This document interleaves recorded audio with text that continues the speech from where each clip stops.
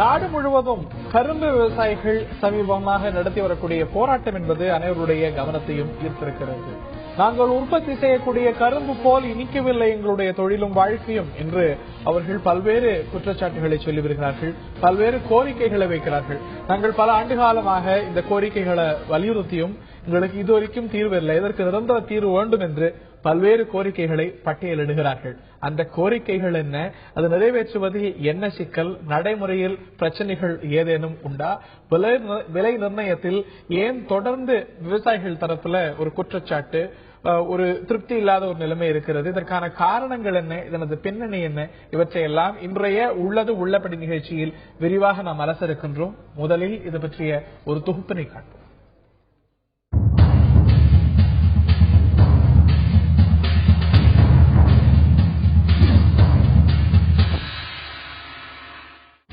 வெளிநாடுகளிலிருந்து சர்க்கரையை இறக்குமதி செய்ய மத்திய அரசு அனுமதி அளித்துள்ளதால் கரும்பு விவசாயிகள் கடும் நெருக்கடிக்கு ஆளாகியுள்ளனர். தமிழகத்தில் 3.95 ஹெக்டேர் பரப்பளவில் கரும்பு பயிரிடப்படுகிறது.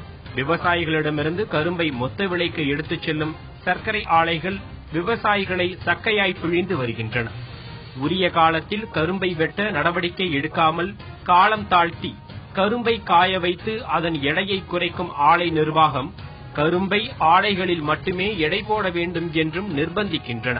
நடப்பாண்டிற்கான அரவை துவங்கியுள்ள நிலையில் ஒரு டன் கரும்பிற்கு குறைந்தது 3000 ரூபாயை மாநில அரசு அறிவிக்கும் என்ற எதிர்பார்ப்பில் விவசாயிகள் உள்ளனர். கடந்த அரவை ஆண்டில் கொள்முதல் செய்த கரும்பிற்கே தமிழகத்தில் சில ஆலைகள் 100 கோடி ரூபாய் வரை நிலுவை வைத்துள்ளன. செம்மை கரும்பு சாகுபடிக்கு வழங்கப்படும் மானியமும் விவசாயிகளுக்கு நேரடியாக வழங்கப்படுவதில்லை. உள்நாட்டு தேவைக்கு அதிகமாகவே சர்க்கரை உற்பத்தி செய்யப்படும் போது வெளிநாட்டிலிருந்து சர்க்கரையை ஏன் இறக்குமதி செய்ய வேண்டும் என்று விவசாயிகள் கேள்வி எழுப்பியுள்ளனர். உற்பத்தி செலவை கணக்கிட்டு கரும்பிற்கு விலை நிர்ணயம் செய்ய வேண்டும் என்றும் கரும்பிலிருந்து நேரடியாக எத்தனால் எடுக்க அனுமதி அளிக்க வேண்டும் என்றும் விவசாயிகள் வலியுறுத்தியுள்ளனர். வெட்டுக்கூலியை ஆலை நிர்வாகமே ஏற்க வேண்டும், பெட்ரோலில் 25% எத்தனால் கலப்பதை கட்டாயமாக்க வேண்டும் என்பன உள்ளிட்ட கோரிக்கைகளை கரும்பு விவசாயிகள் முன்வைத்துள்ளனர். அழிவின் பிடியிலிருந்து மீட்கப்படுமா கரும்பு விவசாயம்? இந்த கேள்வியை விவசாயிகள் எழுப்ப இதையே இன்றைய நிகழ்ச்சியில் பிரதானமாக நாம் எழுப்புகின்றோம். இது எதனால் இந்த ஒரு இழுபறி அப்படிங்கிறது தொடர்கிறது? கரும்பு விலை நிர்ணயத்தை பொறுத்த வரைக்கும் இந்த ஆண்டு மட்டுமல்ல, ஒவ்வொரு ஆண்டும் இந்த பிரச்சனை நிலவி வருகிறது. அது மட்டுமல்லாது எத்தனால் சார்ந்த ஒரு கொள்கையிலும் இந்த குழப்பத்தை நம்மால பார்க்க முடிகிறது. இதற்கான காரணம் என்ன, இதற்கான தீர்வு என்ன, இவற்றையெல்லாம் இன்றைய உள்ளது உள்ளபடி நிகழ்ச்சியில் நாம் அரசு இருக்கின்றோம். இந்த நிகழ்ச்சியில் நம்முடைய செய்தியாளர், விழுப்புரம் செய்தியாளர் கோபிநாத் இணைகிறார். மேலும் சில விருந்தினர்கள் நிகழ்ச்சியின் மறுபக்கத்தில் இணைகிறார்கள். நான் கோபிநாத் கிட்ட இருந்து ஆரம்பிக்கணும்னு நினைக்கிறேன். இந்த இறக்குமதி, எத்தனால், இது சார்ந்து பல்வேறு கோரிக்கைகள்லாம் இருந்தாலும் கூட பிரதானமாக இந்த விலை நிர்ணயத்துலதான் விவசாயிகளுடைய கோரிக்கையை நம்ம பிரதானமாக பார்க்கிறோம். அதாவது மத்திய அரசாங்கம் நிர்ணயிக்கக்கூடிய இந்த FRP சொல்லக்கூடிய விலையிலும் சரி, மாநில அரசாங்கத்துடைய SAP-லும் சரி, இந்த விலை நிர்ணயம் ஒருவாறு இருந்தாலும் கூட இது எங்களுக்கு கட்டுப்படியால, மேலும் அதிகமாக செய்யணும், எங்களுடைய உற்பத்தி அதிகமாகிறது, எங்க கட்டுப்படியாகுது அப்படின்னு விவசாயிகள் கேட்பதை நம்மால புரிந்து கொள்ள முடிகிறது. இந்த SAP இன்னும் நிர்ணயிக்கப்படலன்னு புரிஞ்சுக்கிறோம். இந்த ஆண்டுக்கான FRP-லையும் ஒரு திருப்தி இல்லை. என்ன வலியுறுத்துறாங்க? விவசாயிகள் கேட்கக்கூடிய விலை என்ன, அது வழங்குறதுல என்ன நடைமுறை சிக்கல் இருக்கிறது? கோபிநாத். ஹரி, நம்ம விழுப்புரம் மாவட்டத்தை பொறுத்த வரைக்கும் பாத்தீங்கன்னா 75% இந்த விவசாயிகள் கரும்பு பயிர் வச்சுறாங்க. கடந்த சில ஆண்டுகளாக தொடர்ந்து வறட்சி, இதுல பாத்தீங்கன்னா விவசாயம் பொய்த்து போச்சு. அதாவது பாத்தீங்கன்னா விவசாயத்துல ஆர்வம் காட்டாத இந்த மக்கள் பாத்தீங்கன்னா தங்களோட விளைநிலங்களை வீட்டு மனைகளாக்கி விற்பனை செய்து வராங்க. இதுல விவசாயம் தமிழகத்துல விழுப்புரம் மாவட்டம் ரொம்ப ரொம்ப பாதிக்கப்பட்டிருக்கு. இப்ப நம்ம விழுப்புரம் மாவட்டத்தை பொறுத்த வரைக்கும் பாத்தீங்கன்னா கரும்பு விவசாயிகளோட எண்ணிக்கை, பதிவு செய்யப்பட்ட எண்ணிக்கை கிட்டத்தட்ட 2 லட்சம் வரைக்கும் பதிவு செஞ்சிருக்காங்க. மாவட்டம் முழுவதும் 7 சக்கர ஆலைகள் இயங்கி வருது. இந்த விவசாயிகளோட கோரிக்கை பாத்தீங்கன்னா தாங்கள் இந்த கரும்புக்கு அதிகபட்ச விலையாக ஒரு 4000 ரூபாய் டன்னுக்கு வழங்கணும்னு கோரிக்கை வைக்கிறாங்க. அதாவது பாத்தீங்கன்னா இவங்க விவசாய நிலத்துல பாத்தீங்கன்னா இப்ப கடந்த ஆண்டு இந்த வறட்சி நிவாரணம் விழுப்புரம் மாவட்டத்துக்கு வழங்கப்படலை என்பது விவசாயிகளோட குற்றச்சாட்டா இருக்கு. தொடர்ந்து அவங்க வந்து இந்த வறட்சி நிவாரணம் வழங்க கோரி பலகட்ட போராட்டங்கள் நடத்தி வந்தாங்க. ஆனா இதுவரைக்கும் வந்து தமிழக அரசு தங்களுக்கு வந்து வறட்சி நிவாரணம் வழங்கப்படலை என்பது வந்து விவசாயிகள் ஒரு குறையா இருக்கு. அதே போல பாத்தீங்கன்னா உரவிலை ஏற்றமும் அதே மாதிரி வந்து ஆட்களோட கூலியும் வந்து இந்த விவசாயிகளை கடுமையா பாதிச்சிருக்கு. அதனால இவங்களோட கோரிக்கை என்னன்னு கேட்டீங்கன்னா டன் ஒன்றுக்கு 4000 வழங்கணும்னு சொல்லி கோரிக்கை வைக்கிறாங்க. விழுப்புரம் மாவட்டத்தை பொறுத்த வரைக்கும் பாத்தீங்கன்னா இந்த கரும்பு விவசாயிகளோட எண்ணிக்கை நாளுக்கு நாள் குறைஞ்சிட்டு வருது. இதை பத்தி நம்ம வந்து நம்மளோட வந்து விக்கிரவாண்டி சட்டமன்ற உறுப்பினர் ராமமூர்த்தி இருக்காரு. இந்த கரும்பு விவசாய கூட்டமைப்போட ஒரு தலைவரா இருக்காரு.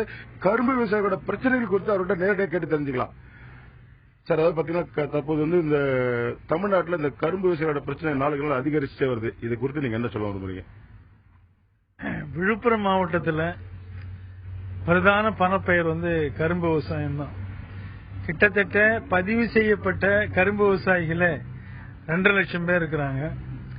இந்த கரும்பை நம்பி விழுப்புரம் மாவட்டத்திற்குள் 7 சர்க்கரை ஆலைகளும் வெளி மாவட்டங்களில் 5 சர்க்கரை ஆலைகளும் ஒட்டுமொத்தமாக 12 சர்க்கரை ஆலைகளுக்கு கரும்பை சப்ளை செய்கிற விவசாயிகளாக விழுப்புரம் மாவட்ட விவசாயிகள் இருக்கிறார் என்பதுதான் உண்மை.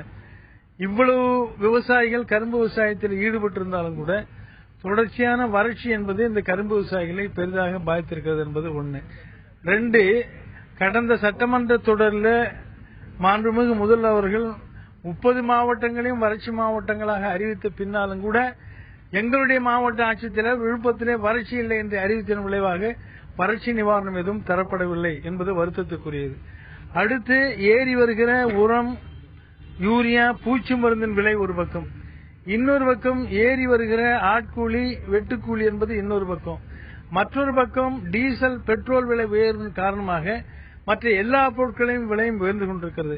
இப்படி விவசாயிகள் வாங்கி உபயோகிக்கிற அத்துணை பொருட்கள் விலையும் ஏறுகிற பொழுது அதற்கு இணையாக கரும்பு விவசாயிகள் உற்பத்தி செய்கிற கரும்பு விலை ஏறவில்லை, நியாயமான விலை கிடைக்கவில்லை என்ற ஆதங்கம், கவலை இந்த மாவட்ட விவசாயிகளுக்கு இருக்கிறது.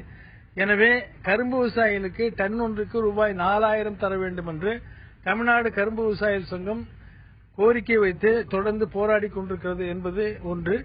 அடுத்து வெட்டுக்கூலியை ஆலை நிர்வாகமே ஏற்றுக்கொள்ள வேண்டும் என்பது எங்களுடைய அடிப்படையான கோரிக்கை.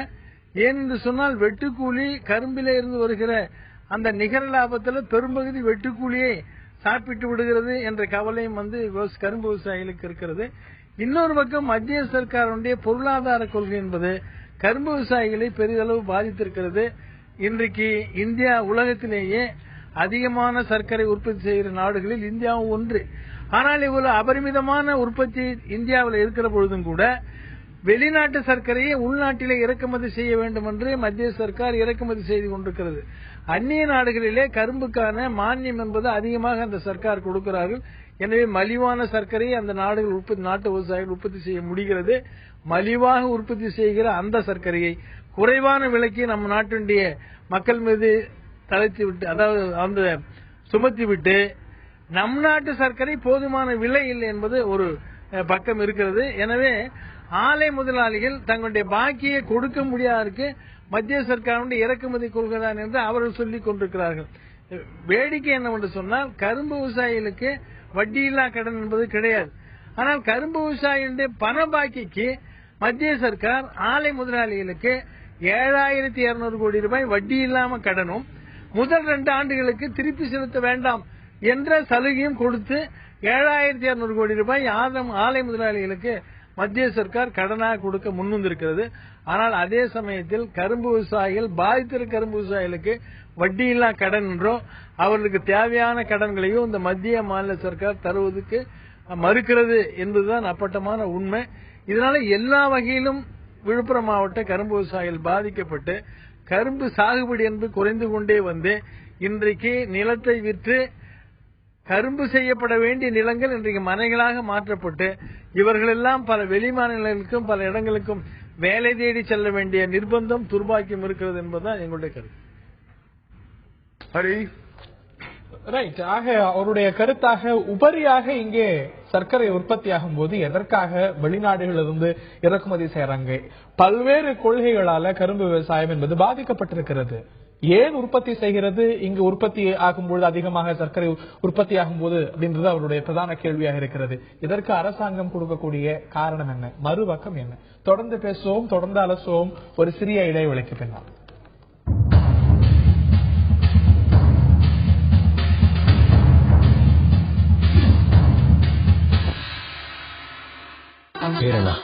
Malini, R Malini. I love you. வெண்ணையில செஞ்சதல்ல சென்னையில பார்த்தேன், அன்னையில இருந்து நான் என்னென்ன ஆனேனே ஏதேதோ. இவன் வேற மாதிரி வெற்றி நடை போடுகிறது. 2004 எங்களுக்கு ஒரு கனவு இருந்தது, கமோடிட்டி ட்ரேடிங்கை தென்னிந்தியா முழுவதும் கொண்டு சேர்க்க வேண்டும் என்று. அது நனவானது போலவே கரன்சி ட்ரேடிங்கையும் உங்களிடம் சேர்ப்பது எங்கள் கடமை. Adventures India. அட்வென்ச்சர்ஸ் இந்தியா, சத்தியம் சாத்தியமாகும். போய் கதவை தரங்கடா. யாரும் பாரு. நேற்று நைட்டு குடிச்சு போலீஸ போட்டு அடிச்சிய. போலீஸா? நான் எப்படா போலீஸ் அடிச்சேன்? நீங்க எல்லாம் எப்படா நாட்டுக்கு நல்ல பேர் வாங்கிட்டு போறீங்க? இந்தியான்றது நல்ல பேர் தானே. வீட்டுக்கு போன் பண்றேன். வீட்டு நம்பர் சொல்லுங்க. ஓ வீட்டுக்கு போன் பண்றேன்.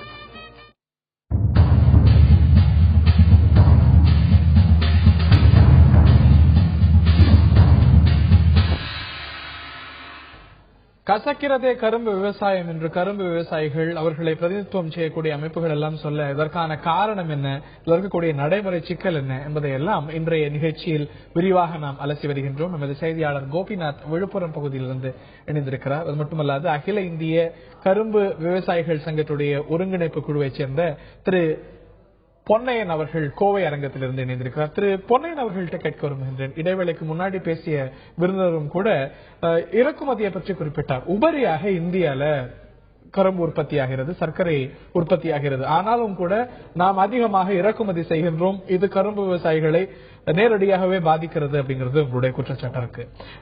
இதற்கான காரணமாக என்ன சொல்லப்படுகிறது? சர்வதேச நிலவரம், அதற்கு ஒற்று போக வேண்டிய அவசியம் இருக்கு அப்படின்னு அரசாங்கம் சார்பாக சொல்லப்படுகிறது. இது எந்த அளவுக்கு உங்களை பாதிக்கிறது? இது சார்ந்து மேலும் சொல்லுங்க.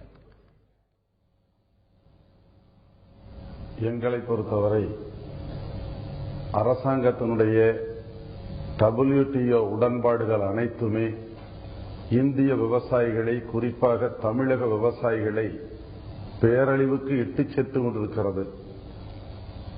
மிக நாம் இன்று கண்கூடாக பார்க்கிற யதார்த்தங்கள், தமிழகத்திலே மிக அதிகமாக தேங்காயும் நிலக்கடலையும் எள்ளும் விளைகிற பொழுது பாமாயிலை மங்களூர் துறைமுகத்தின் வழியாக இறக்குமதி செய்து அந்த தேங்காய் விலை, நிலக்கடலை விலை, எள் விலை எல்லாம் வீழ்ந்து அந்த விவசாயம் நசிந்து போயிருக்கிறது ஒரு பக்கம். இன்னொரு பக்கம் இந்தியாவிலே ஏறக்குறைய 4000 லட்சம் டன்கள் கரும்பு உற்பத்தி ஆகிறது. அதில் 2500 லட்சம் டன் கரும்பை ஆலைகள் அரைவை செய்து 250 லட்சம் டன் சர்க்கரையை இந்த நாட்டுக்கு கொடுக்கிறார்கள். இந்தியாவினுடைய மொத்த உற்பத்தியில் 10% தமிழ்நாட்டு விவசாயிகள் நாங்கள் தருகிறோம்.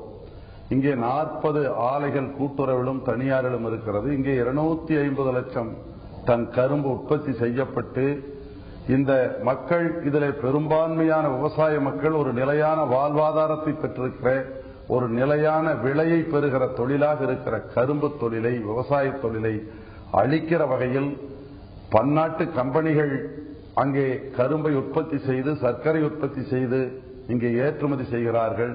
இதனை இந்த அரசாங்கம் அனுமதிக்கிறது. கடந்த டிசம்பர் 13ஆம் தேதி நாங்கள் விவசாய சங்க குழுவினர், மதிப்பிற்குரிய ஈரோடு நாடாளுமன்ற உறுப்பினர் கணேசமூர்த்தி அவர்கள் தலைமையில் தெலுங்கு தேசம் கட்சியின் தலைவர் நமோ நாகேஸ்வர ராவ் அவருடன் சென்று சந்தித்து பேசிய பொழுது கூட சரத்பவார் அவர்கள் சொன்ன உண்மை, நாம் உலக வலை பின்னலிலே இருக்கிறோம். ஏற்றுமதியை செய்கிற ஒரு நாடு இறக்குமதி செய்தே ஆக வேண்டும். எனவே நேரடியாக விவசாய துறையை வைத்திருக்கிற என்னால் இறக்குமதியை தடை செய்யவே முடியாது. ஆனால் அதற்கான மாற்று வழிகளை நான் சிந்திக்கின்றேன் என்றுதான் சொன்னார். நாங்கள் குறிக்கிறதுக்கு மன்னிக்கணும் திரு பொன்னையன். இப்போ 10% இருந்தது இறக்குமதி வரி, ஆனால் அதை 15% அரசாங்கம் உயர்த்தி இருக்கிறது. இது ஒரு டிட்டரண்டாக இறக்குமதியை சற்றே குறைத்திருக்கிறது அப்படிங்கிற ஒரு பார்வை இருக்கிறது. இறக்குமதி வரியை கூட்டுறதுனால இறக்குமதி அப்படிங்கிறது ஓரளவுக்கு குறையும் தானே? அதை ஒத்துக்கொள்ளுகிறோம். ஆனால் நீங்கள் கவனித்து பாருங்கள், தேயிலை, காஃபி, இன்னும் இதர பொருள்களுக்கு 100 விழுக்காட்டிலிருந்து 40-30 விழுக்காடு வரை இறக்குமதி வரியை விதித்திருக்கிற அரசாங்கம் வெறும் 15 விழுக்காடு வரியை போடுவார்களே. ஆனால் உள்நாட்டு சர்க்கரையினுடைய விலை இன்றைக்கு உற்பத்தி செலவு 34 36 ஆகிறது. கட்டாயம் இவர்கள் 40 50% இறக்குமதி வரியை விதித்தால் மட்டுமே உள்நாட்டு உற்பத்தியை பாதிக்காத வகையில் அந்த இறக்குமதி விலை இருக்க முடியும். இல்லை என்று சொன்னால் 24 ரூபாய்க்கு ஹால்டியா துறைமுகத்திலும் கல்கத்தாவிலும் அந்த சர்க்கரை இறக்குமதி செய்யப்பட்டு 15% கூட்டி பதனப்படுத்தும் செலவோடு 28 ரூபாய் 50 காசுக்கு கல்கத்தாவிலே சர்க்கரை கிடைக்கிறது. எனவே 15 விழுக்காடு என்பது உள்நாட்டு சர்க்கரை உற்பத்தியை அளிக்கின்ற நடவடிக்கையாக இருக்கிறது. அது கண்துடைப்பு. இது போதாது என்று இன்றைக்கு நாங்கள் கோரிக்கை வைத்திருக்கிறோம். இறக்குமதியை தடை செய்ய வேண்டும், அல்லது ஆலைகள் கேட்கின்ற அளவில் 50 செய்யுங்கள், நாங்கள் 100 அதை 100% செய்தீர்களே, ஆனால்தான் உள்நாட்டு சர்க்கரை தொழில் பாதுகாக்கப்படும் என்ற கோரிக்கையை முதன்மைப்படுத்தி இருக்கின்றோம். தொடர்ந்து பேசலாம் திரு பொன்னையன். அதாவது உங்களுடைய கருத்தாக நான் இப்படி புரிஞ்சுக்கிறேன், இந்திய நாட்டிலேயே அதிகமாக சர்க்கரை உற்பத்தி ஆகிறது, நம்முடைய தேவைக்கு அதிகமாக உற்பத்தியாக வெளிநாட்டிலிருந்து எதற்காக இறக்குமதி செய்ய வேண்டும்? இதனால விவசாயிகள், சர்க்கரை ஆலைகள் எல்லாருமே பாதிக்கப்படுறாங்க. இறக்குமதி வரி என்பது 15% அப்படிங்கிறது போதாது. காஃபி, டீ இதற்கெல்லாம் 100% இறக்குமதி வரி இருக்கு. அரிசிக்கு 80%, தேங்காய்க்கு 70% இருக்க எப்படி 15% என்பது போதுமானதாக இருக்கும்? உள்நாட்டு உற்பத்தியை தான் ஊக்கப்படுத்த வேண்டும் என்பது விவசாயிகளுடைய கோரிக்கையா நான் புரிஞ்சுக்கிறேன். இந்த நிலையில எமது செய்தியாளர் கோபிநாத் கிட்ட கேட்க இருக்கின்றேன். கரும்பு விவசாயிகள் அதிகம் இருக்கக்கூடிய மாவட்டம் உங்களுடைய மாவட்டம். இந்த நிலையில இந்த FRP மற்றும் மாநில அரசாங்கம் பரிந்துரை செய்யக்கூடிய அந்த விலை நிர்ணயம், இதுல அவங்களுக்கு இருக்கக்கூடிய கோரிக்கைகள் பற்றி விரிவாக சொல்லுங்க. ஹரி, நம்ம விழுப்புரம் மாவட்டத்தை பொறுத்தவரைக்கும் பாத்தீங்கன்னா கடந்த வாரம் பாத்தீங்கன்னா இந்த கரும்பு சங்கம் சார்பா டன்னுக்கு 4000 கொடுக்கணும். அதே போல இறக்குமதி மத்திய அரசு தடை செய்யணும். இந்த ரங்கராஜன் பரிந்துரை குழு அதனோட அறிக்கை ஏற்றுக்கொள்ள கூடாது என பல்வேறு கட்ட கோரிக்கைகளை வலியுறுத்தி இந்த போராட்டத்தில் ஈடுபட்டாங்க. இப்ப நம்மோட பாத்தீங்கன்னா கரும்பு விவசாய சங்க மாநில செயலாளர் திரு ராதாகிருஷ்ணன் இருக்காரு. அவர்கிட்ட அவரோட கருத்தை நம்ம கேட்டு தெரிஞ்சுக்கலாம்.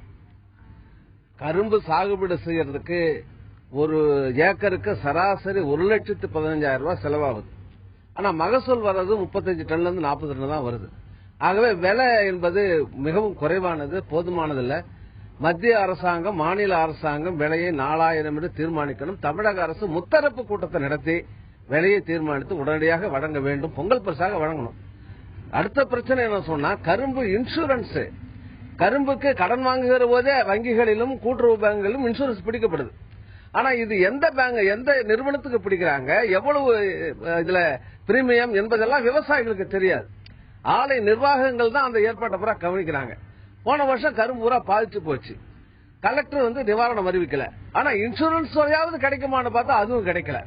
ஆகவே விவசாயிகள், கரும்பு விவசாயிகள் சகல முனையிலும் ஏமாற்றப்படுகிற, வஞ்சிக்கப்படுகிற நிலைமை என்பது இருக்குது. அது மாறணும். இன்சூரன்ஸ் தொகை பிடித்தது, பயிர் பாதிப்பு ஏற்பட்ட போது அதனுடைய விவரங்களை ஆய்வு செய்து கொடுக்க வேண்டும் என்கிற நியாயமான சட்டபூர்வமான உரிமை விவசாயிகளுக்கு இந்த மாவட்டத்தில் கிடைக்கும். மூன்றாவது, இந்த சர்க்கரை ஆலைகள் பூராவும் கரும்பு விவசாயிகளிடம் கரும்பை கொள்முதல் செய்கிற போது எடைகள் சம்பந்தமாக அதுல சந்தேகம் இருக்கிறது. எந்த ஆலை நிர்வாகமும் எடையை விவசாயிகளை கொண்ட விவசாய சங்கங்களுடைய பிரதிநிதிகளை முன்னிலைப்படுத்தி அவர்கள் முன்னிலையில் பரிசோதனை செய்வதற்கு, ஆய்வு செய்வதற்கு தயாராக இல்லை. சில அரசு அதிகாரிகள் யாருக்கும் தெரியாம வச்சுக்கிற நிலைமை தான் இருக்கிறது. ஒழிய கரும்பு எடை மோசடி நடந்திருக்கிறது, இந்த மாவட்டத்தில் நடந்து அது கண்டுபிடிக்கப்பட்டிருக்கிறது. ஆக தொடர்கிறது. அது ஒரு பக்கத்துல விவசாயிகளுக்கு மோசமான நஷ்டத்தை ஏற்படுத்துகிறது. அடுத்ததாக, கரும்பு விவசாயிகளுக்கு கடன் வசதி என்பது போதுமானதல்ல.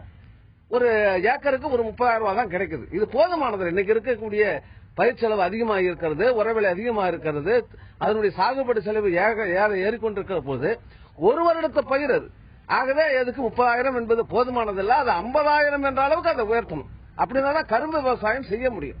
அதுக்கு அடுத்ததாக, இந்த அரசனுடைய கொள்கை என்பது விவசாயிகளை, கரும்பு விவசாயிகளை மிகவும் பாதிக்கக்கூடியதாக இருக்கிறது. குறிப்பாக ரங்கராஜன் குழு சிபாரசை அமுல்படுத்த வேண்டும் என்ற முடிவு என்பது விவசாயிகளுக்கு விரோதமானது. ரங்கராஜன் குழுவில் பல அம்சங்கள் இருக்கிறது. கரும்பில் இருக்கக்கூடிய உபப்பொருட்கள் மொலாசஸ், எத்தனால், அதுல வர சிட்ரிக் ஆக்சைடு, பகாஸ், இந்த மாதிரியான மின்சாரம், இப்படி பல வேதிப்பொருட்கள் உட்பட மின்சாரம் உட்பட கிடைப்பதில் விவசாயிகளுக்கு அவர்களுக்கு பங்கு தர வேண்டும் என்ற ஷரத்து இருக்குது. ஆனா எந்த ஆலை முதலாளியும், அது கூட்டுறவு, பொதுத்துறை அல்லது தனியார் துறை, எந்த ஆலையும் அதை மாத்திரம் ஏற்றுக்கொள்வதில்லை. 1966 கரும்பு சட்டப்படியும் 2005 உச்சநீதிமன்றம் தீர்ப்பு வழங்கியதன்படியும் கரும்பு விவசாயிகளுக்கு அது கிடைக்கக்கூடிய சர்க்கரை தவிர்த்த இதர பொருட்களில் அவர்களுக்கு உரிய பங்கு விதத்தை தர வேண்டும் என்று சட்டபூர்வமான உத்தரவுகள் இருக்கிறது. அதை எந்த ஆலை முதலாளியும் மதிப்பதில்லை, விவசாயிகள் கிடைப்பதில்லை. ஆகவே இப்படிப்பட்ட நிலைமையில் இந்த உச்சநீதிமன்ற உத்தரவே அமலாகாத போது ரங்கராஜன் குழுவில் இருக்கக்கூடிய அந்த சின்ன ஆதாயம் கூட விவசாயிகளுக்கு கிடைப்பதற்கு வாய்ப்பில்லை. ஆகவே இது முழுவதும் ரங்கராஜன் குழு சிபார்சு முழுவதும் முதலாளிகளுக்கு, ஆலை முதலாளிகள் தான் சாதகமாக இருக்கும். குறிப்பாக கரும்பு விலையை ஆலை முதலாளிகளே தீர்மானிக்க வேண்டும் என்றால் தனித்தனியாக உதிரியாக கிடக்கிற சாதாரண விவசாயிகள் 2.5 ஏக்கர்ல இருந்து 50 ஏக்கர் வச்சிருக்கிற சாதாரண விவசாயிகள் தனித்தனியாக போய் பல கோடிகளை வைத்திருக்கிற ஒரு ஆலை முதலாளியோட பேரம் பேசி விலை வாங்க முடியுமா? முடியாது. ஆகவே விவசாயிகள் நிற்கதியாக தனித்து விடப்படுவார்கள், அவர்கள் பாதிக்கப்படுவார்கள்.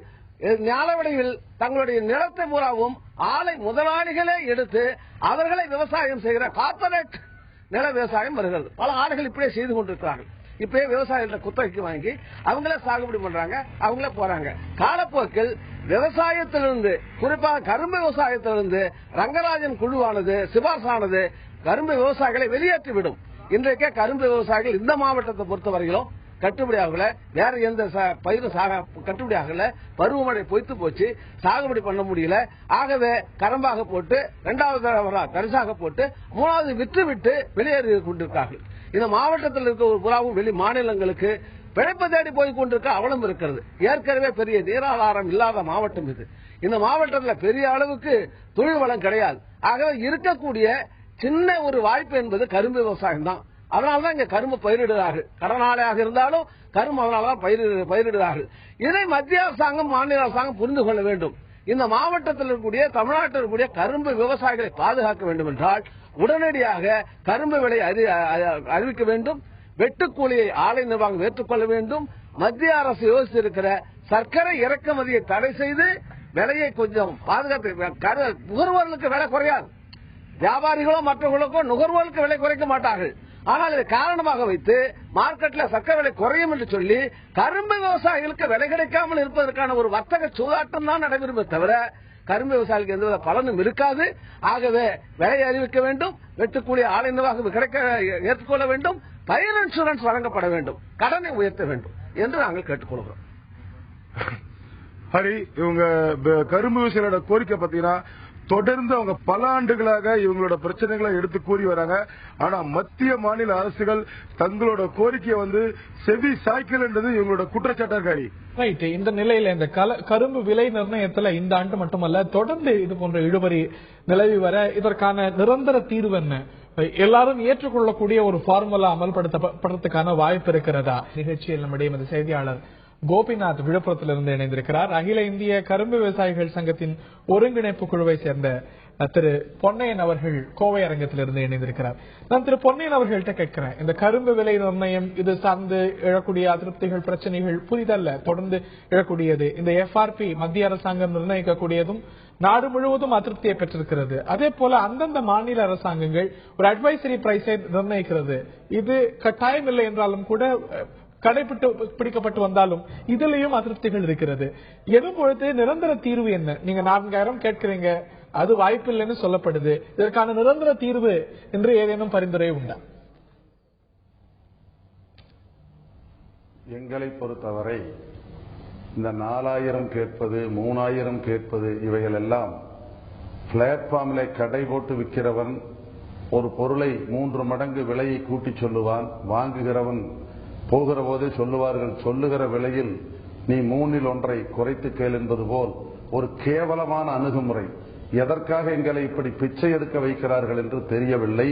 பல சங்கங்களும் எந்தவிதமான ஒரு அறிவியல் பொருளாதார அடிப்படையும் இல்லாமல் இப்படி விலைகளை கேட்டுக்கொண்டிருக்கிறார்களே தவிர எங்களை பொறுத்தவரைக்கும் நாங்கள் டெல்லி பேரணியிலே ஒரு பிரகடனமாக செய்திருக்கின்றோம். பிரதமரிடத்திலும் சரத்பவார் அவரிடத்திலும் கொடுத்திருக்கிற மனுவிலே தெளிவாக சொல்லியிருக்கிறோம். கரும்பின் உற்பத்தி செலவை கணக்கிடு, கரும்பின் உற்பத்தி செலவோடு 50 விழுக்காட்டை கூட்டு, C2+50 என்கிற சாமிநாதன் பார்முலாவை நடைமுறைப்படுத்துவார்களே ஆனால் எங்களுக்கு அது போதும். இவ்வளவு விலை என்று நாங்கள் இன்றைக்கு சொல்லவில்லை. கரும்பு உற்பத்தி செய்வதற்கான அடக்க செலவு இருக்கிறது, மின்சாரம் இருக்கிறது, இடுபொருள் இருக்கிறது, கூலி இருக்கிறது, பராமரிப்பு இருக்கிறது, நிலத்தின் வாடகை இருக்கிறது. இவைகளையெல்லாம் கணக்கிட்டு அதை பராமரிக்கிற விவசாயியுடைய குடும்ப செலவை கணக்கிட்டு இறுதியிலே இதைத்தான் C2 என்று சொல்கிறார்கள், காஸ்ட் ஆஃப் ப்ரொடக்ஷன். இந்த C2வோடு 50 விழுக்காட்டை சேர்த்து 1 லட்சம் ரூபாய் எங்களுக்கு உற்பத்தி செலவு ஆகுமே ஆனால் 50 விழுக்காட்டை சேர்த்தினால் 1,50,000 கொடுக்க வேண்டும் என்று நாங்கள் சொல்லவில்லை, விவசாய சங்கம் சொல்லவில்லை. உலகம் போற்றுகிறது என்று சொல்லுகிற MS சாமிநாதன் குழு அரசாலே நியமிக்கப்பட்டு சொல்லி இருக்கிற பார்முலா C2+50 நடைமுறைப்படுத்துங்கள் என்று கேட்கிறோம். அது அறிவியல் பூர்வமானது, பொருளாதார ரீதியாகிறது. இதை பல்கலைக்கழகங்கள் கணக்கிடுகிறது. அரசாங்கம் நியமித்திருக்கிற CACP என்று சொல்லுகிற cost commission for agriculture cost and price என்கிற அந்த அமைப்பும் இருக்கிறது. இவைகளெல்லாம் இருக்கிற பொழுது எதற்காக நாம் எந்த விதமான கணக்கீடும் இல்லாமல் அரசாங்கம் 2000 கொடுக்கும் போல் இருந்தால் 3000 கேட்பது, 4000 கேட்குது என்று போகிற பொழுதுதான் இந்த பேரத்திலே தோத்துக் கொண்டிருக்கிறோம். விவசாயிகளிடத்திலே இன்றைக்கு பலமான அமைப்புகள் இல்லை. நாராயணசாமி நாயுடு காலத்திலே இருந்ததை போல சொன்னால் காலையிலே அத்தனையும் அசையாமல் இருக்கிற சக்தி இல்லாத காலத்தில் அறிவியல் பூர்வம் இல்லாத கோரிக்கைகளை வைத்துக் கொண்டு விவசாயிகளை தவறாக வழிநடத்துவதாகவே நாங்கள் நினைக்கிறோம். எனவே அறிவியல் பூர்வமாக அரசு ஒப்புக்கொண்டிருக்கிறபடி சாமிநாதன் குழுவினுடைய பார்முலாவை ஏன் நடைமுறைப்படுத்தினானால் விலை என்பது தானாக வந்துவிடும். அது எவ்வளவு என்பதை உட்காருவோம், பேசுவோம். அறிக்கையில் இருக்கிறது, வேளாண் பல்கலைக்கழகத்தினுடைய முட்டுவழி செலவு கணக்குகள் இருக்கிறது. எனவே விலையை பொறுத்தவரை இந்த ஆண்டு அது நடைமுறைக்கு வருவரை ஏதோ ஒன்றை பேசிக் கொள்வோம். கொள்கை அளவில் C2+50 நடைமுறைக்கு கொண்டு வந்தால் தான் இந்த பிரச்சனை தீரும். பொதுவாக ஏதோ ஒன்றை கேட்பதும் அவர்கள் ஏதோ ஒன்றை தருவதும் விவசாயிகளை ஏமாற்றுகிற செயலாகவே இருக்கும். அது நிரந்தர தீர்வு. அது வரணும், C2+50 வரணும் அப்படிங்கிறது நிரந்தர தீர்வு. ஆனாலும் இப்பொழுது இருக்கக்கூடிய முறை தான் கடைபிடித்தாகணும். FRP மத்திய அரசாங்கம் நிர்ணயிக்கிறது, மாநில அரசாங்கத்துக்கிட்ட கோரிக்கை விடுக்கிறீங்க இந்த ஸ்டேட் அட்வைசரி பிரைஸ் என்று. இந்த பிரதான கோரிக்கை இந்த ஆண்டு என்ன கோரிக்கையை பிரதானமா வைக்கிறீங்க? புது சிஸ்டம் வர வரைக்கும் ஏற்கனவே இருக்கக்கூடிய நடைமுறையை தான் கடைபிடித்தாகணும். மாநில அரசாங்கத்துக்கிட்ட உங்களுடைய பிரதான கோரிக்கை என்ன இந்த ஸ்டேட் அட்வைசரி பிரைஸை பொறுத்த வரைக்கும்? எங்களை பொறுத்தவரை மதிப்பிற்குரிய ஜெயலலிதா அவருடைய அரசாங்கம் விவசாயிகள் தலையிலே கல்லை போட்டுக் கொண்டிருக்கிறது. தேர்தலுக்கு முன்பு 2011 தேர்தலுக்கு முறகு எப்படியாவது கருணாநிதி ஆட்சியை வீழ்த்திவிட்டு ஆட்சிக்கு வர வேண்டும் என்பதற்காக இப்பொழுது உங்களுடைய செய்தியாளர் நின்று கொண்டிருக்கிற விழுப்புரம் மாவட்டத்திலே வீதிக்கு வந்து நின்று 1 லட்சம் விவசாயிகள் முன்னிலையிலே ஜெயலலிதா முழங்கினார், நான் ஆட்சிக்கு வந்தால் மறுகணமே 2500 ரூபாய் டன்னுக்கு கொடுப்பேன் என்றால் நாங்கள் எல்லாம் நம்பினோம். தேர்தல் அறிக்கையிலே சொன்னார் 2500 தருகிறேன் என்று சொன்னார். ஆட்சிக்கு வந்தவுடன் சொல்லுகிறார், நான் ஒரே தடவையிலே 2500 கொடுக்கிறேன் என்று சொல்லவில்லை, 5 ஆண்டிலே கொடுக்கிறேன் என்று அந்த ஆண்டு 100 ரூபாய் உயர்த்தினார். ஜெயலலிதா விவசாயிகளை மோசடி செய்வதிலே கைதேர்ந்தவர் இல்ல. இப்ப பார்க்கும்பொழுது FRP மத்திய அரசாங்கம் நிர்ணயித்திருக்கக்கூடிய FRP-யை காட்டிலும் தமிழக அரசாங்கம் அதிகமாக வழங்குகிறதா இல்லையா? இல்லை, இதை தமிழக அரசு மட்டும் வழங்குகிறது என்று ஹரி நீங்கள் பார்க்கக்கூடாது. நான் உங்களுக்கு ஒப்பீட்டுக்காக சொல்லுகிறேன். இப்பொழுது நடப்பிலேயே தமிழக அரசு 550 ரூபாய் FRP அது SAP கொடுக்கிற பொழுது கர்நாடகா 800 கொடுக்கிறது, உத்தரப்பிரதேசம் 1100 கொடுக்கிறது. ஜெயலலிதா ஒன்றும் கருணாநிதி ஒன்றும் எங்களுக்கு கூட்டி கொடுத்து விடவில்லை. உத்தரப்பிரதேசம் 1100 ரூபாய் SAP-யை கொடுத்துக் கொண்டிருக்கிறார்கள், கர்நாடகம் 800 கொடுக்கிறார்கள். இந்த சிக்கலையும் பார்க்கணும். SAP நிர்ணயித்த பிறகு அது பைண்டிங் இல்லைன்னு ஆலைகள் கொடுக்காம போகக்கூடிய நிலையும் இந்த மாநிலங்கள்ல பார்க்கிறோம். எது செயல்பாட்டுக்கு உகந்ததோ அதைத்தானே செய்ய முடியும். இல்லைங்க ஹரி, அது ஒத்துக்கொள்ளுகிறேன். அதாவது நீங்கள் உத்தரப்பிரதேசத்திலே இந்த அகிலேஷ் யாதவ் அரசாங்கம் 2800 பழைய விலை அறிவித்த பொழுது கூட ஆலை முதலாளிகள் FRP 2100க்கு மேலே கொடுக்க மாட்டோம் என்று அறிவிக்கை செய்தார்கள். விவசாயிகள் போராடினார்கள். அரசு 220 ரூபாயை தன்னுடைய பங்காக சேர்த்து கொடுக்கிறது. கர்நாடகத்திலே 100 ரூபாயை கர்நாடக அரசு சேர்த்து கொடுக்கிறது. ஆந்திரத்திலே 65 ரூபாய் பர்ச்சேஸ் டாக்ஸ் கொள்முதல் வரியை எடுத்து விவசாயிக்கு தருகிறார்கள். மாண்புமிகு ஜெயலலிதா அவர்கள் கவனத்துக்கு ஒன்றை சொல்லுகிறேன். டெல்லியிலே நாங்கள் எல்லா கட்சி தலைவர்களும் சந்தித்தோம்.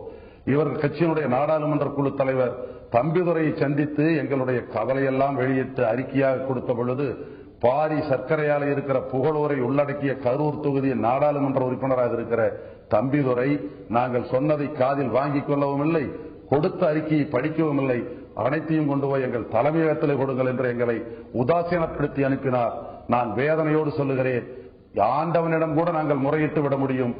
ஜனநாயக நாட்டிலே இந்த ஜெயலலிதா அவரிடத்திலே தந்தி தொலைக்காட்சியின் வாயிலாக மட்டுமே முறையிடுகிற வாய்ப்பை கிடைத்ததற்காக நாங்கள் மகிழ்ச்சி அடைகிறோம். இப்பொழுதும் மாண்புமிகு ஜெயலலிதா அவர்களை அன்போடு கேட்டுக் கொள்ளுகிறோம். நாடாளுமன்ற தேர்தல் நெருங்குகிறது. நீங்கள் SAPயை அறிவித்து ஆலைகள் கொடுக்கவில்லை என்று சொன்னால் தமிழக அரசினுடைய சிறப்பு நிதியிலே இருந்து கொடுங்கள். நீங்கள் வித்துக் கொண்டிருக்கிற 30,000 கோடி சாராயத்தை தருவது எங்களுடைய கரும்பு. மாநில அரசாங்கம் நிர்ணயிக்க வேணும் அப்படிங்கிறது உங்களுடைய கருத்தாக இருக்கிறது. விரைவில் நிர்ணயிக்க கூடும் அப்படிங்கிற செய்திகளும் வந்துட்டு இருக்கு. நிர்ணயிக்குமா, விவசாயிகளுடைய கோரிக்கை ஏற்கப்படுமா அப்படிங்கறத பொறுத்திருந்து பார்ப்போம். தொடர்ந்து பேசுவோம். இந்த நிலையில விழுப்புரத்திலிருந்து எமது செய்தியாளர் கோபிநாத் இணைந்திருக்கிறார். அவர்களுடைய கோரிக்கையாக என்ன இருக்கிறது? இந்த ஒரு FRP மத்திய அரசாங்கம் நிர்ணயிக்கக்கூடிய இந்த ஒரு விலையிலையும் மாநில அரசாங்கத்துடைய விலையிலையும் அவர்களுக்கு சில கோரிக்கைகள் இருப்பதாக புரிந்து கொள்கின்றோம். அவர்களுடைய கோரிக்கையை தொடர்ந்து கேட்டு சொல்லுங்க. ஹரி, நம்ம விவசாயிகளோட கோரிக்கை பாத்தீங்கன்னா மற்றொரு கோரிக்கை, மத்திய அரசு அதாவது 5A விதிப்படி கரும்பு சக்கரை ஆலைகள் கூடுதல் விலை கொடுக்கணும்னு சொல்லி அறிவிச்சிருந்தாங்க. கடந்த 4 ஆண்டுகளாக இந்த விலை கொடுக்கப்படலை என்பது விவசாயிகளோட ஒரு குற்றச்சாட்டா இருக்கு. தற்போது நம்முடைய இந்த பகுதியை சேர்ந்த சிவராமன் கிட்ட அவரோட கருத்துக்களை பத்தி தெரிஞ்சுக்கலாம். இந்த விலை நிர்ணயம், இந்த விலையை எந்த கண்டிஷன்ல நினைக்கிறீங்க, என்ன பாதிப்புகளா இருக்கியா சொல்லுங்க. சார், விலை விவசாயிகள் இன்னைக்கு படுற கஷ்டம்னு கேட்டா, இன்னைக்கு பார்க்க போனா விவசாயிகள் ஒரு பக்கம் உர விலையாட்டம், ஒரு பக்கம் ஆள் பற்றாக்குறை, இன்னொரு பக்கம் வெட்டுக்கூலி பிரச்சனை. இந்த பிரச்சனையால விவசாயிகள் பெரிய கரும்பு வச்சு பயிர் செய்த விவசாயி பூரா பெரிய கஷ்டத்துக்குள்ளாகி இருக்காங்க. இன்னைக்கு பார்க்க போனா ஒரு டன் விவசாயிக்கு ஒரு டன் கரும்பு 4000 கொடுக்கணும்னு சொல்லிட்டு பல கட்ட போராட்டம் நடத்திருக்கு. அது ஒரு பக்கம் கஷ்டமா இருக்கு. இன்னொரு பக்கம் இப்ப கரும்பு விவசாயிகள் வெட்டுக்கூலி பிரச்சனை பார்க்க போனா பெரும் பிரச்சனை அது உள்ளாகி இருக்காங்க. அடுத்தது ஆள் பற்றாக்குறை, அது ஒரு பக்கம். அடுத்த விஷயம் என்ன விஷயம் கேட்டா, கரும்பு பயிர் செஞ்சாலும் கரும்பு உரிய காலத்துல வெட்டி அனுப்பிய கரும்புக்கு 80 நாள் 70 நாள் ஆனாலும் கரும்பு பாக்கி தராத ஒரு பிரச்சனை இந்த ஆலமட்ட பிரச்சனையில. இன்னொரு பக்கம் போகணும் இட பிரச்சனை. கரும்பு வச்சு பயிர் செய்த போற அனுப்பிய கரும்பு விவசாயி இப்போ ஒரு விவசாயி கூட திருப்தியா இடம் இன்னைக்கு இருக்கிறது ஒரு நிலைமை இல்ல. இதை போக்கணும். இதுதான் சார் இவரோட கோரிக்கை. அடுத்து நம்மளோட மூத்த விவசாயி ஒருத்தர் இருக்காரு, அவர்கிட்ட நம்ம இவங்களோட கரும்பு செய்யற பிரச்சனை குறித்து தெரிஞ்சுக்கலாம். ஹரி, ஒரு டன் கரும்புக்கு 4000 கொடுக்கணும். அப்புறம் கரும்பு வெட்டுக்கூலி ஆலையே நிர்வாகமே ஏற்றுக்கொள்ள வேண்டும். மாதம் 30 நாள்ல பட்டோடா செஞ்சிடணும் கரும்பு வெட்டின கூலிய. அப்புறம் அடுத்தது கரும்பு எடைய சரியா போடணும். ஒரு ஏக்கருக்கு 50,000 லோன் கொடுக்க வேண்டும். அதுக்கு அடுத்தது லாபத்தில் பங்கு. அப்புறம் கரும்பு விவசாயியை பாதுகாக்க வேண்டும், வெளியில போகாத பாதுகாக்க வேண்டும். சக்கரை ஒரு டன்னுக்கு 1 கிலோ கொடுக்க வேண்டும். இதுதான் எங்களுக்கு முக்கியமான கோரிக்கைகள். தேங்க்யூ. கோபிநாத், இந்த நிலையில இந்த 4000 3000 அப்படிங்கிற கோரிக்கை வைக்கும்போது சில அமைப்புகள் எப்படி பார்க்கறாங்க, இந்த அன்சைன்டிபிக்கா வைக்க கூடாது, இதற்கும் ஒரு ஃபார்முலா வைத்துக்கொண்டு அதன் அடிப்படையில தான் கேட்கணும். இந்த மாதிரி சில சமயங்கள்ல அதீதமா வைக்கக்கூடிய கோரிக்கைகள் கூட நியாயமா கிடைக்க வேண்டிய கோரிக்கைகளை நிறைவேற்ற விடாமல் இருக்கிறதுக்கு தடையா இருக்குங்கிற ஒரு பார்வையும் இருக்கு. அது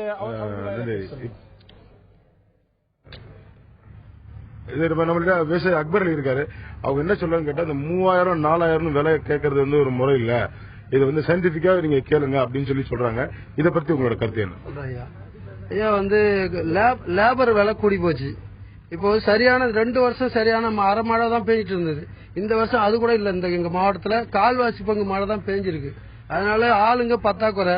ஆளுங்க டிமாண்டு, வேலை வந்து ரேட் கூலி வந்து அதிகமா கூலி ஆகிட்டே போயிட்டு இருக்கு. கூலி வந்து ஆம்பளை ஆளுக்கு 500 ரூபாய் கூலி கொடுக்குறோம், பொம்பளை ஆளுக்கு 200 ரூபாய் கூலி தரோம், கட்டுப்படி ஆகல. ஹரி, நம்மளிடையே வந்து மீண்டும் வந்து சட்டமன்ற உறுப்பினர் இருக்காரு. இந்த விலையை குறித்து அவர்கிட்ட தெளிவா நம்ம கேட்டு தெரிஞ்சுக்கலாம். அதாவது அவங்க என்ன சொல்றாங்கன்னா, ஒரு பக்கம் 3000 4000 அப்படின்னு வந்து இன்க்ரீஸ் பண்ணி கேட்கும்போது நியாயமான விலை கிடைக்கலன்றது வந்து ஒரு பக்கம் விவசாயியோட கருத்தா இருக்கு. இது குறித்து என்ன சொல்ல வரீங்க? அதாவது இன்றைக்கு ஏறி வருகிற இடுபொருட்கின்ற விலை, வெட்டுக்கூலி, வாகன வாடகை, செய்நேர்த்தி செலவு எல்லாத்தையும் உட்படுத்தி இதற்கு மேல விவசாயிகளுக்கு ரிட்டர்ன்ஸ் என்ன லாபம்னு சொல்லி தான் இந்த கோரிக்கை நாங்க வைக்கிறோம். ஏதோ வந்து ஒரு பொத்தாம் பொதுவாக இந்த கோரிக்கை வைக்கப்படவில்லை. சில அடிப்படையின் நோக்கத்துல தான் 4000 ரூபாய் டன்னு கேட்கும். ஹரி, அவங்களோட வந்து செலவினங்கள் மற்றும் பாத்தீங்கன்னா இவங்க இந்த ஒரு ஏக்கர் செலவாகக்கூடிய அந்த செலவுக்கு மேல கொஞ்சம் லாபம் வச்சுதான் தாங்க வந்து இந்த 4000 ரூபாய் விலையை நிர்ணயம் கேட்கறதா அவங்க சொல்லியிருக்காங்க. ஒரு குறிப்பிட்ட ஃபார்முலா, உதாரணத்துக்கு இந்த நிகழ்ச்சியிலேயே பேசிய திரு பொன்னையன் குறிப்பிட்டது போல இந்த C2+50 என்பது போல இல்ல எல்லாரும் ஏற்றுக்கொள்ளக்கூடிய இதற்கு ஒரு ஃபார்முலா இருந்தா சரி. இந்த ஒரு 4000 3000 என்று ஒவ்வொரு ஆண்டும் ஒரு தொகை சொல்லும் பொழுது அது எளிமையாக நிராகரிக்கிறதுக்கு ஏதுவாப்படுது இல்லையா?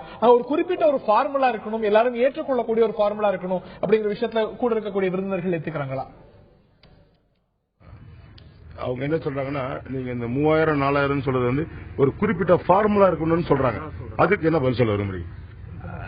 அதாவது MS சுவாமிநாதன் அறிவிச்சிருக்காரு என்னன்னா, ஒட்டுமொத்தமான பயிர் செலவும் அந்த ஒட்டுமொத்தமான பயிர் செலவத்தில் 50% இணைத்து அதை வந்து டன் மேல பிரிச்சு கொடுக்க வேண்டும் சொல்றாங்க. நாங்க கரும்பு விவசாயிகளுக்கு ஒரு ஏக்கருக்கு 1,15,000 ரூபாய் செலவாகுது.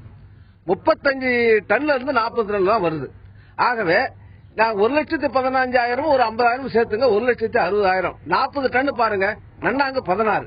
ஆகவே நாங்கள் கேட்பது என்பது நிதர்சனமாக யதார்த்தமாக விவசாயிகளுடைய உற்பத்தி, அந்த உற்பத்திக்கான செலவும் அதன் மேல் MS சுவாமிநாதன் வேளாண் விஞ்ஞானி MS சுவாமிநாதன் பரிந்துரை அடிப்படையில் 50% கேட்டு விதிகளுக்கு உட்பட்டு ஆய்வுக்கு உட்பட்டு தான் இதை கேட்கிறத தவிர மனம் போன போக்குல கேட்கல.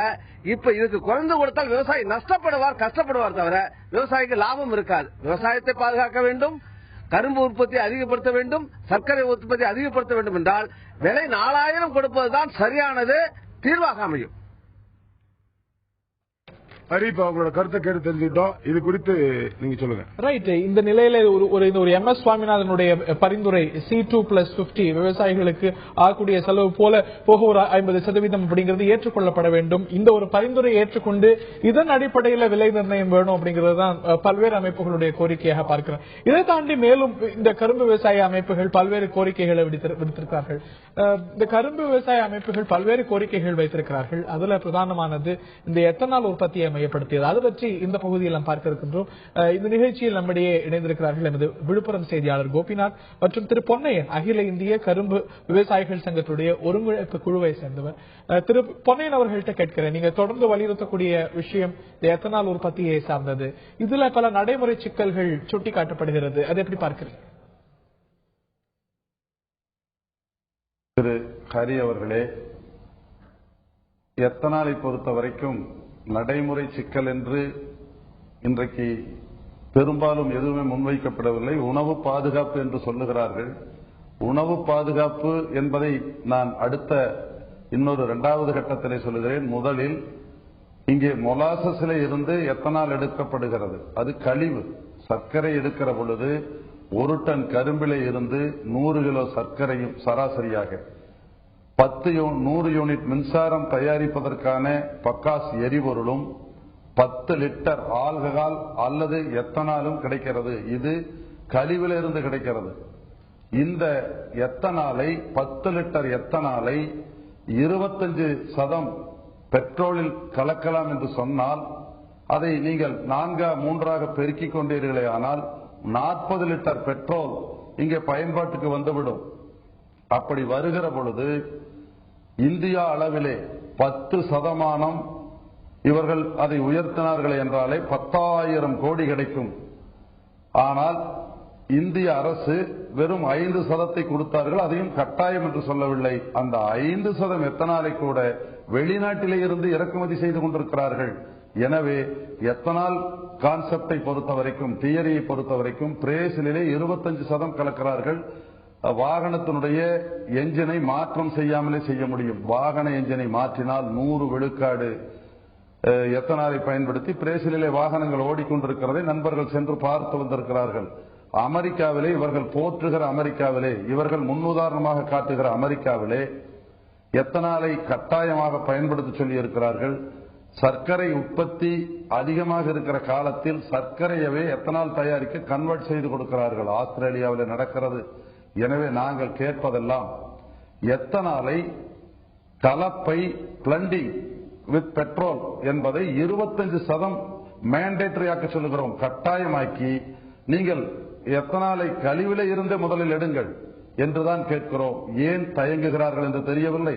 அப்படி செய்வார்களே ஆனால் 20% கூட்டினார்களானால் 20,000 கோடி குரூடாயில் இறக்குமதி குறையும். இவர்கள் சொல்லுவதெல்லாம் நாட்டிலே விலைவாசி ஏறுகிற பொழுது, பெட்ரோல் விலை ஏறுகிற பொழுதெல்லாம் அந்நிய நாட்டில் பெட்ரோல் விலை ஏறிவிட்டது என்று சொல்லுகிறார்கள். உள்நாட்டிலே கரும்பு விவசாயிகளுக்கு விலை இல்லை, நாங்கள் வாழ்க்கை இழந்து கொண்டிருக்கிறோம்.